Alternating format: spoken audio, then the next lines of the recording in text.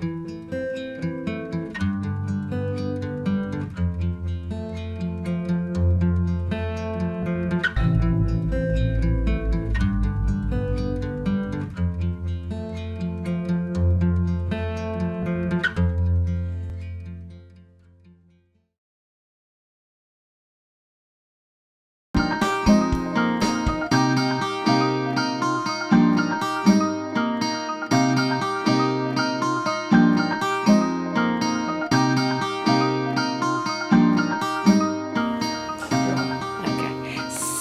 Judy Goldman. I live in Charlotte.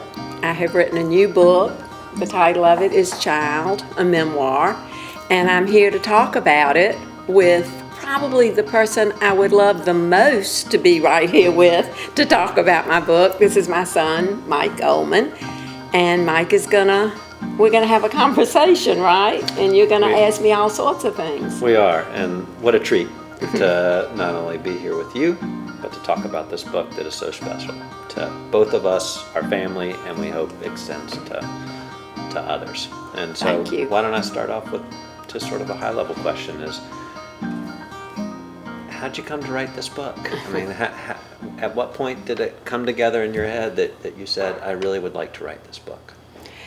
Oh, there's such a long answer to that question. I have wanted to write this book my whole life.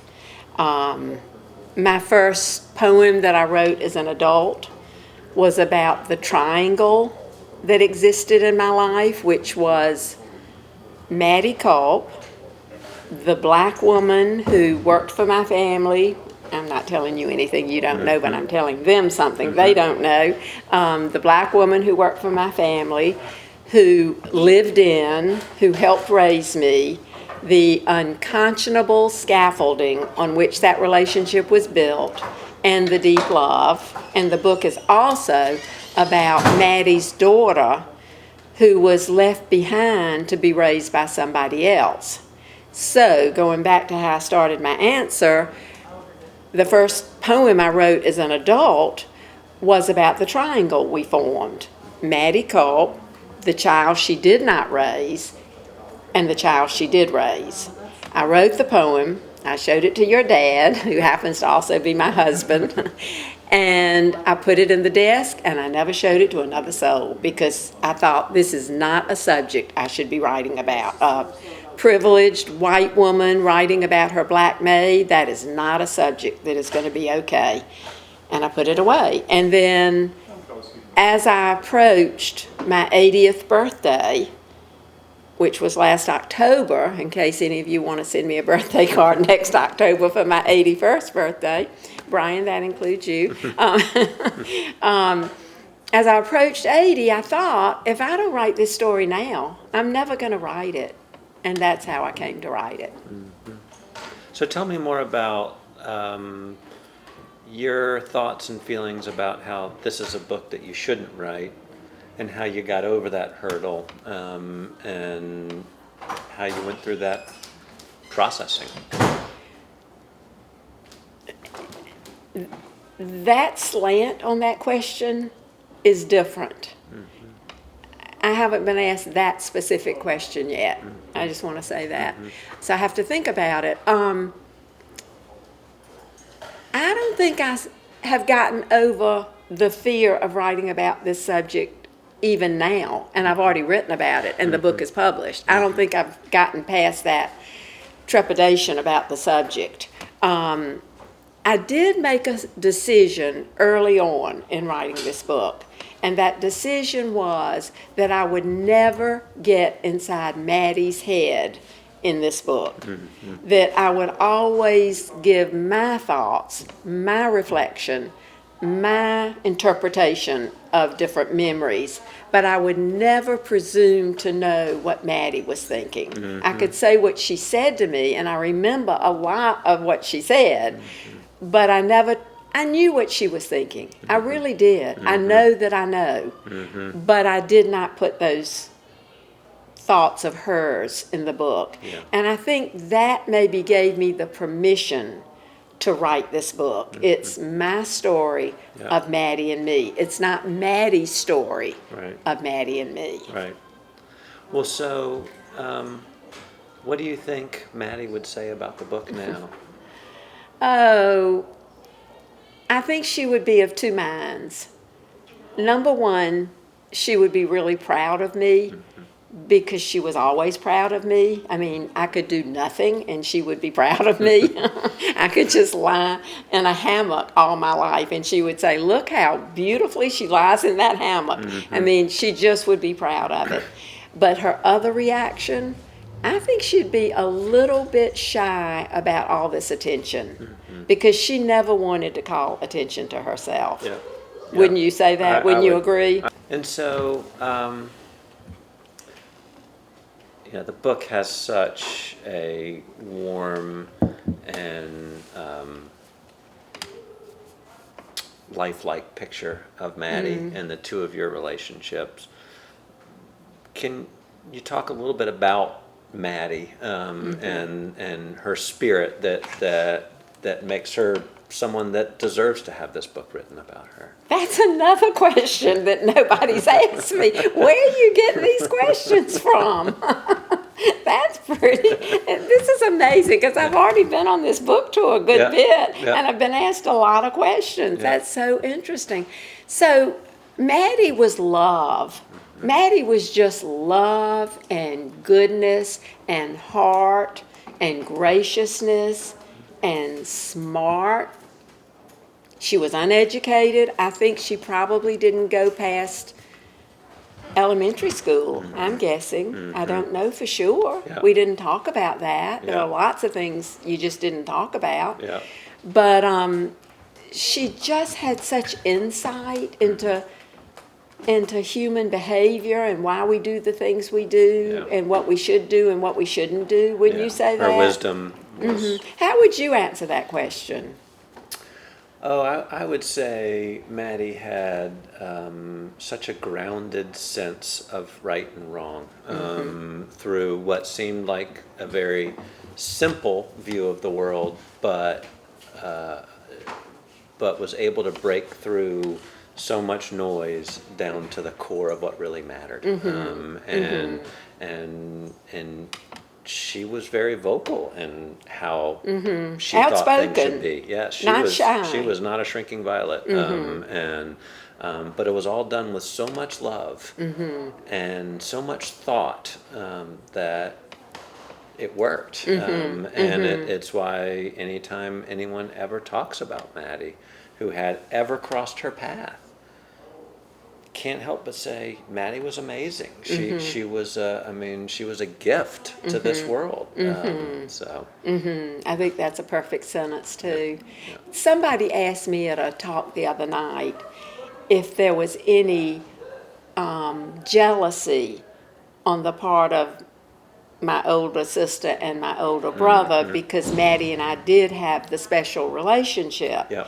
And my answer was no, because Maddie had enough love to go around. There was no competition for her love, none whatsoever. Yeah. I had the special relationship with her because I was only 3 when she came to work for us. Yeah. And your Aunt Brenda and your Uncle Don, my brother and sister, were already out in the world. They were in school. They had friends. I didn't have any friends. Right. Maddie was my friend. Yeah. And so I was her baby. Yeah. Logically. Yeah. But I don't think they felt jealous of that at all. I think they probably each thought they were the special one.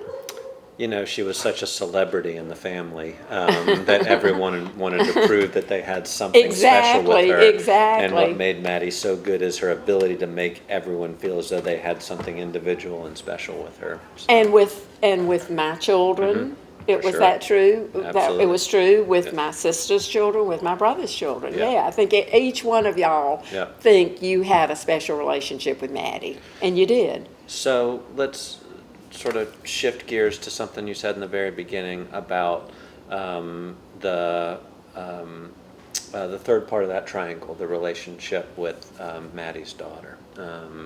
Talk a little bit about that relationship and how that worked between the two of you.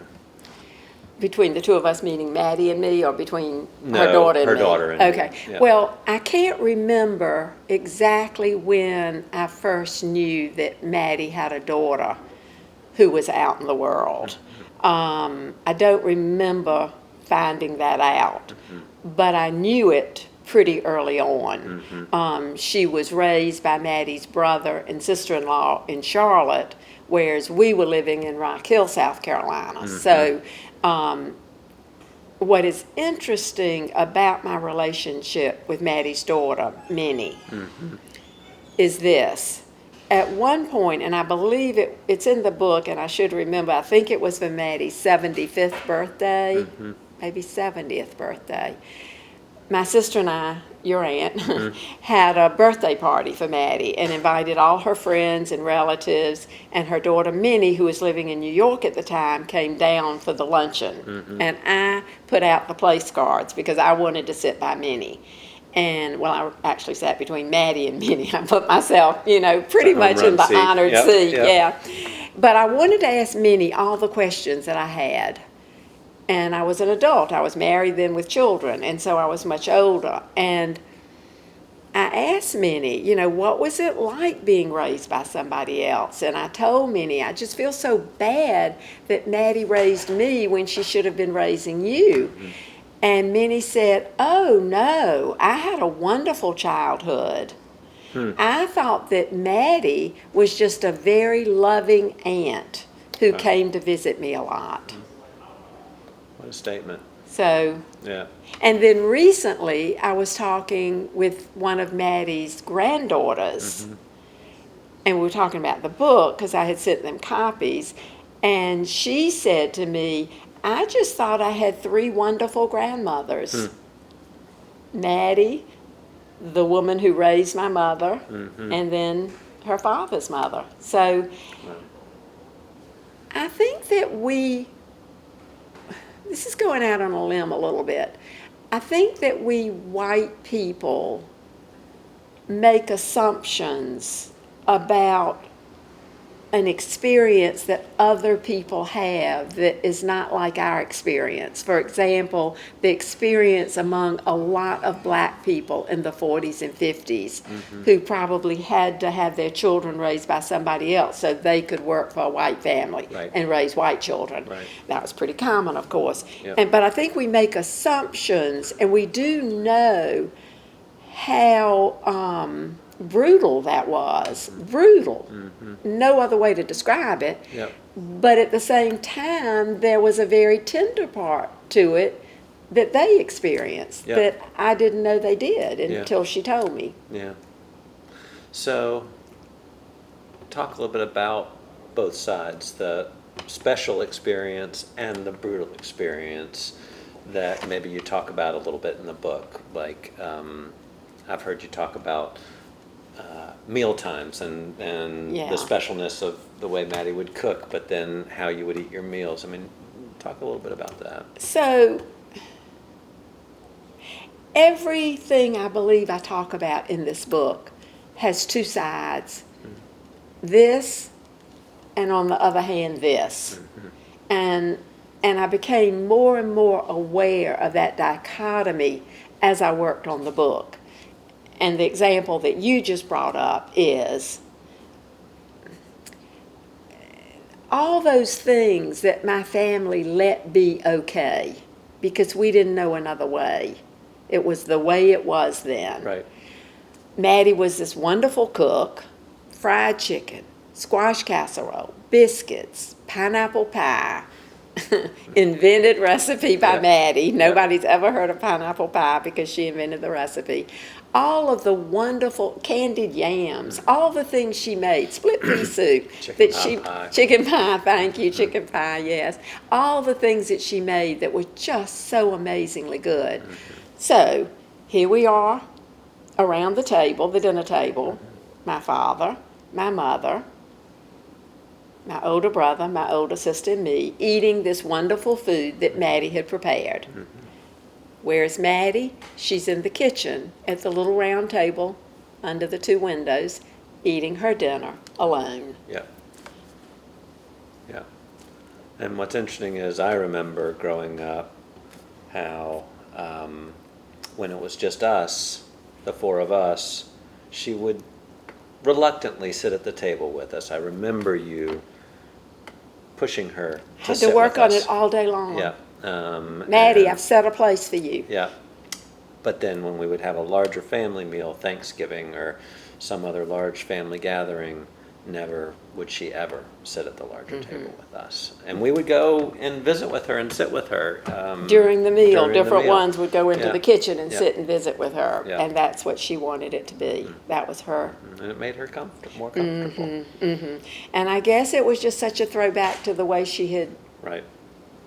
worked all those years for my Yep. parents, Yep. where she did not sit at the table. Yep. But I have to say, this is a little bit braggy, but I have to say, our table was the only table she sat at.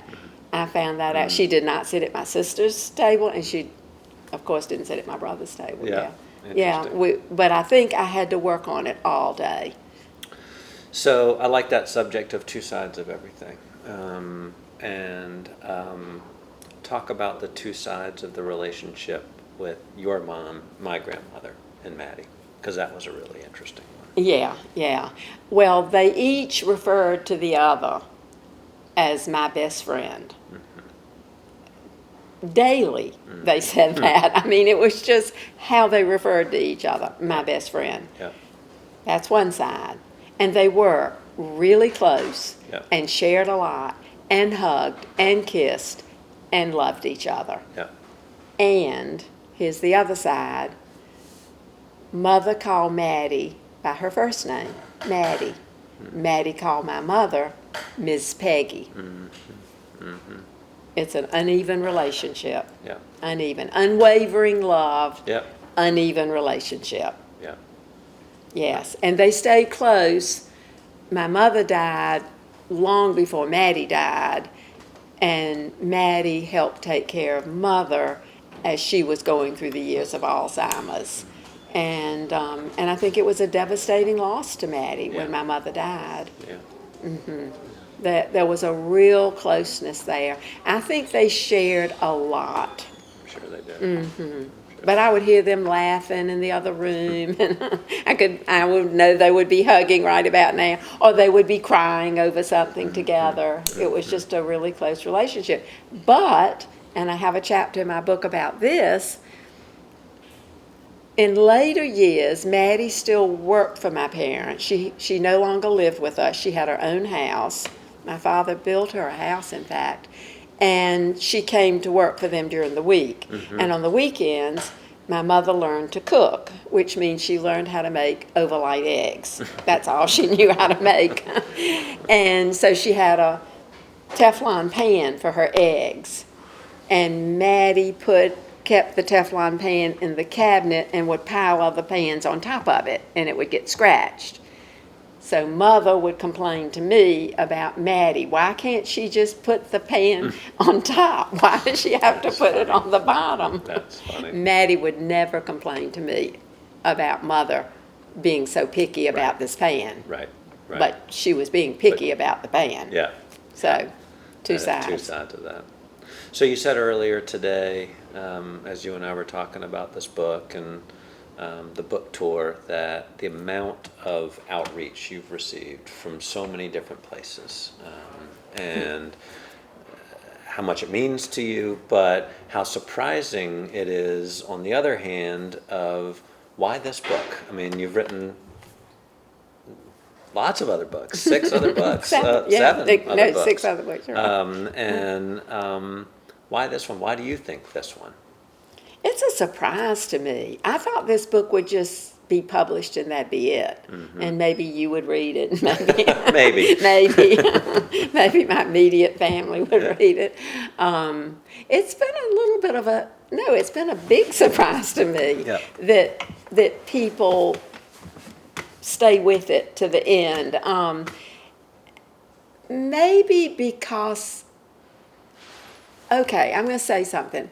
My editor, when she first read it, and she was deciding whether to publish it or not, and in deciding to publish it, she wrote me a letter and said, what you've written is, and these were her words, this is a personal meditation on love in the shadow of white privilege and racism.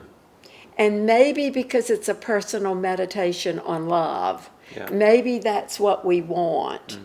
Because there's some pretty cruel stories about the Jim Crow South. Of course, yeah. And they are real. They happened. We lived through it. And to a great extent, there's a lot of injustice right now. In some ways, we haven't moved very far, and in some ways, we have moved pretty far. But maybe the idea that I'm dealing with that subject, with injustice, but it's really about love and how it sort of braids through the injustice and overlays the injustice. Maybe that's what people are responding to. It's hard for me to know, but that's what I seem to hear. And it's very satisfying to me because it's such a surprise. Right. Well, it's such a hard subject, and maybe in some ways you've softened or found a pathway to get people to talk about a hard subject or something inside of them. To bring it out. Yeah. Are there stories from either your relationship with Maddie or things that you observed that after you've gone on this book tour and you've been asked a lot of different questions that you think, oh, I really wish I would have put that in the book? Oh, yes.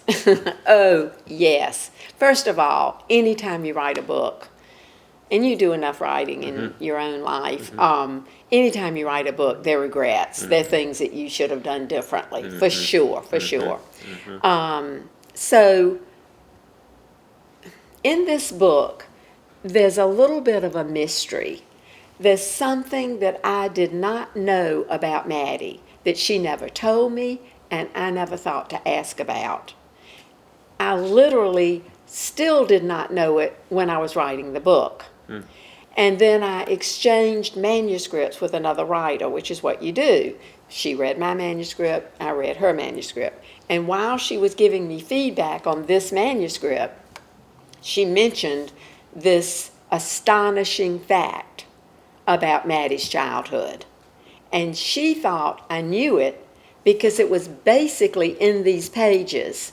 And if I were a math person, I would have added up some numbers and figured out the mystery, which she did. And she just acted like, oh, you know it, and she was on her way to another point. But I'm sitting there thinking, wait a minute, what is she telling me? And so I looked through the manuscript when the conversation was over, and I thought, oh my gosh, there's this whole thing here that I did not realize.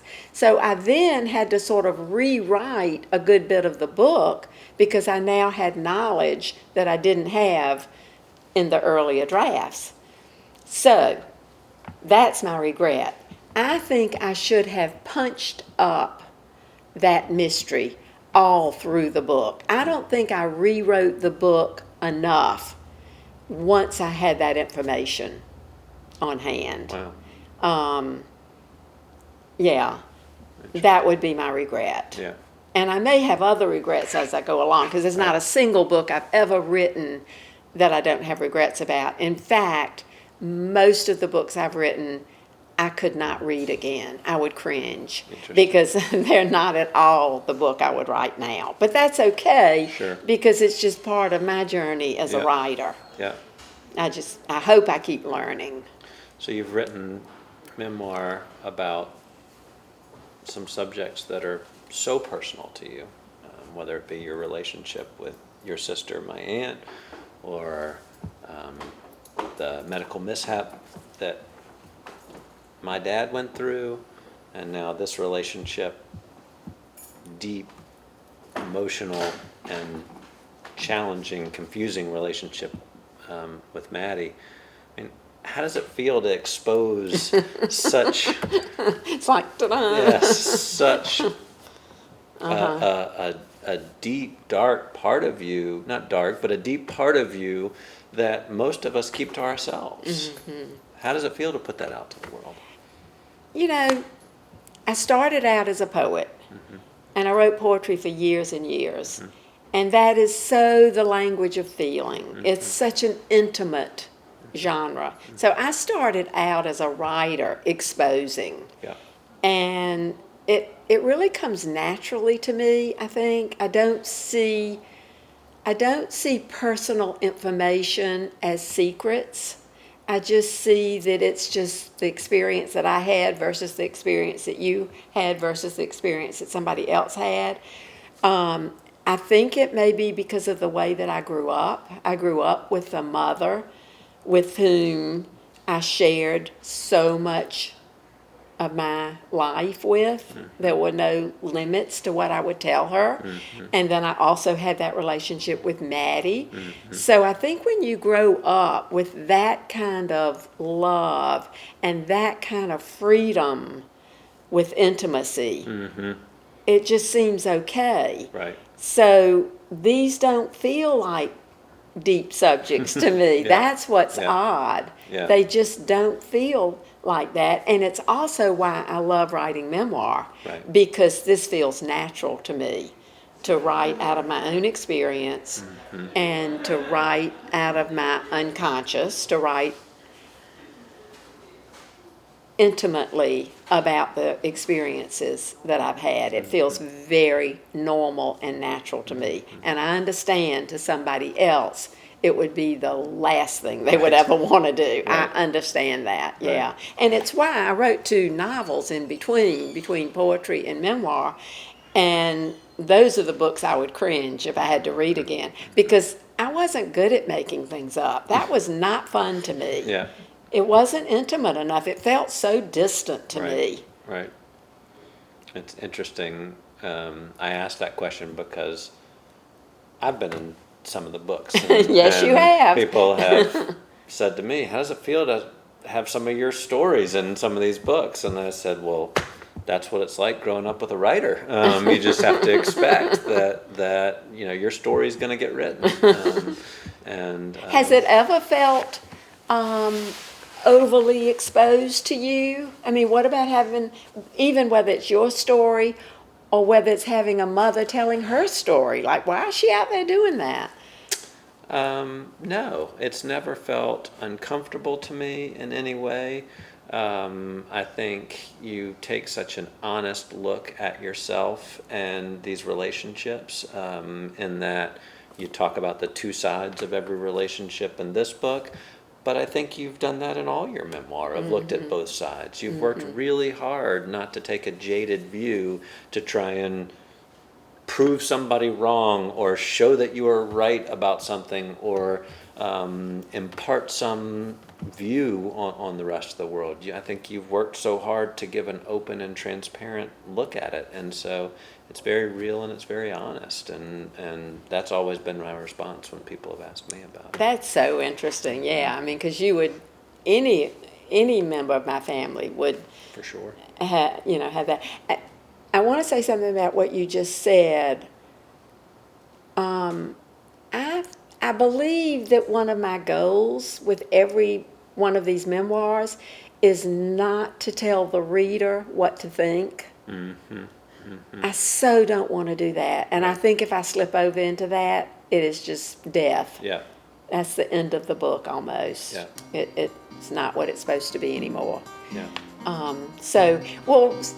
I think that's a great question to end on. I agree. What it's like for you being the son of, this person who goes out telling everything, shouting from the rooftops. Yeah. But thank you, Mike, for asking me these questions. I mean, talk about honors. This is an honor for me, For me to be interviewed by you. I will cherish this forever. Me too.